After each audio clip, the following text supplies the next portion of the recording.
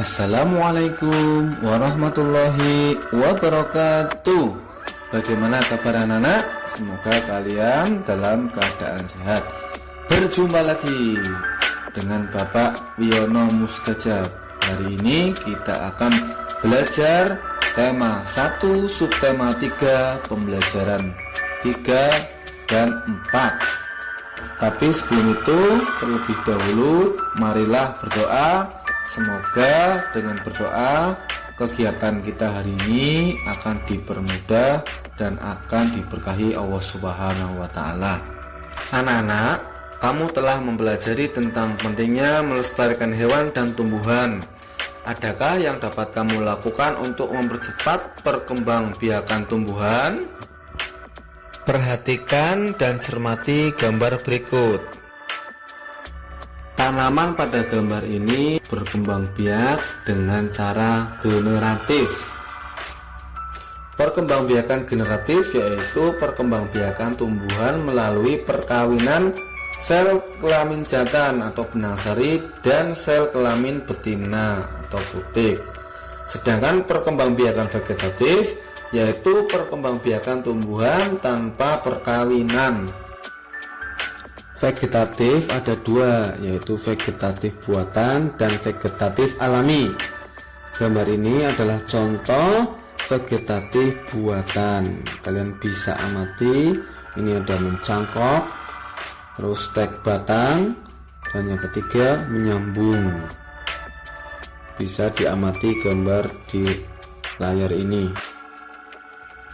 Perkembangbiakan vegetatif alami ini bisa kalian amati di layar ini ya. Ada akar tinggal, umbi lapis, umbi batang, umbi akar, tunas adventif, spora, geragih. Jadi perkembangan vegetatif alami ini perkembangan yang bisa terjadi secara alami tanpa bantuan manusia. Kalau vegetatif buatan itu harus dibantu prosesnya oleh manusia.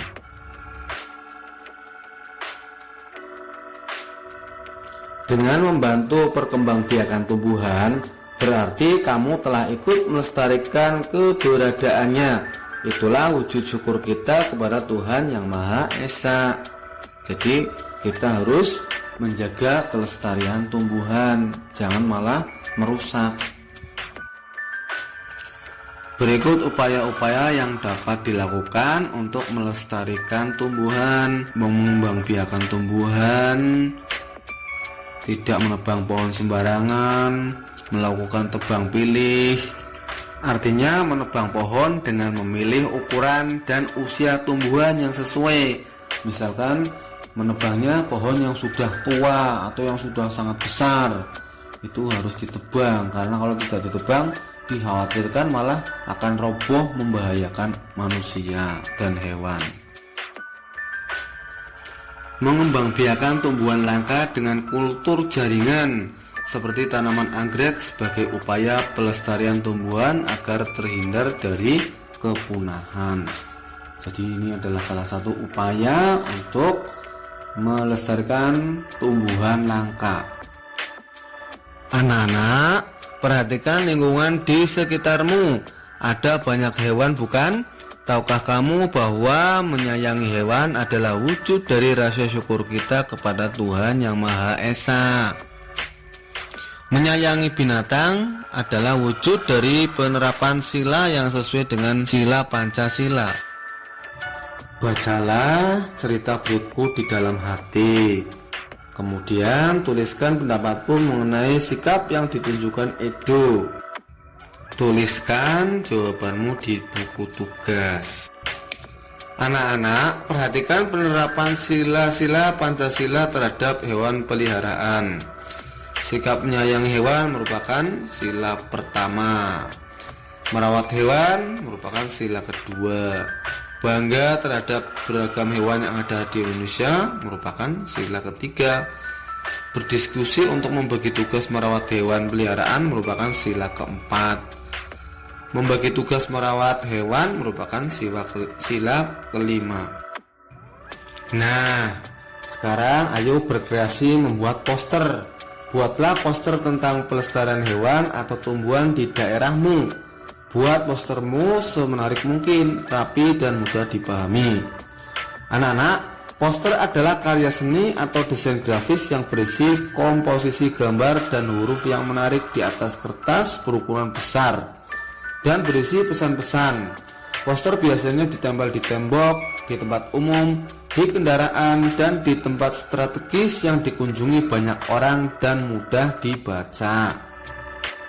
Jadi intinya poster itu ada kata-kata atau kalimat dan ada gambar yang menarik. Kalian bisa melihat contoh poster yang ada di layar ini. Ini ada kata-kata atau kalimat, ada gambarnya ya. Nanti kalian bisa praktek membuat poster di rumah ya. Selanjutnya, baca dan cermati teks bacaan di bawah ini. Kemudian coba kalian cari kesimpulan dari teks paragraf ini. Anak-anak, kesimpulan yang baik berisikan pesan yang ingin disampaikan kepada pembaca. Intisari dari tulisan dimulai dari khusus ke umum menggunakan kosakata baku. Suatu pernyataan yang dibuat berdasarkan ide pokok dan kata kunci dari kalimat penjelas dengan kalimat sendiri. Itulah ciri-ciri kesimpulan yang baik.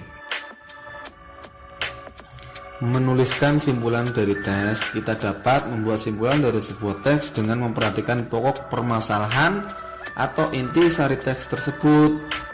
Setelah itu kita dapat menuliskannya dalam bentuk kalimat-kalimat. Jangan lupa gunakanlah kosakata baku dalam menuliskan simpulan. Jangan menggunakan kata yang tidak baku.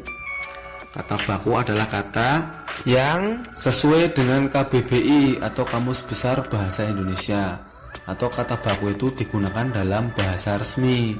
Sedangkan kata tidak baku itu kata yang digunakan dalam percakapan sehari-hari. Itulah anak-anak kegiatan belajar hari ini. Tetap semangat dalam belajar.